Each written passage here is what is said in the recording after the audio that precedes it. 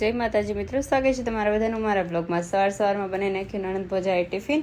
એ પછી હું જતી રહી જેનીની સ્કૂલ જવાનું કારણ હતું પેરેન્ટ્સ મીટિંગ। અને મને તો વિશ્વાસ નથી આવતો કે હું પેરેન્ટ્સ મીટિંગમાં ગઈ હતી। એક દિવસ મારે પેરેન્ટ્સને બોલાવવા પડતા મારા લીધે, અને અત્યારે હું પેરેન્ટ્સ મીટિંગમાં ગઈ હતી। એ પછી છુટ્ટી થઈ એટલે હું જેની આવતા રહ્યા ઘરે। મસ્ત મજાની ઠંડી હતી ને, તો હું જેની કહું હાલ આપણે ચાલતા ચાલતા મજા આવે છે કે નહીં, આપણે થાકી જઈશું। પછી આવી ગયા અમે ટેક્સીમાં। ઘરે આવીને હું ફ્રેશ થઈને ત્યાં જેની મેગી બનાવી નાખી। અને શાક નતું ભાવતું કે મને મેગી ખાવી છે। કોને બહુ મેગી ભાવે છે મને કહેજો કમેન્ટમાં ગાઈઝ। અને તમને બધાને તો ખબર જ છે ગાઈઝ કે હું ચા ના પીવું તો મારું મગજ કામ ના કરે, સિસ્ટમ હેંગ થઈ જાય, એટલે મારે ચા તો પીવી જ પડે। તો હમણાં હું ડાઈ થઈ ગઈ છું, દિવસમાં એક જ વાર ચા પીવું છું। ચા પીને ફરીવાર ફ્રેશ થઈને વયા ગયા નીચે।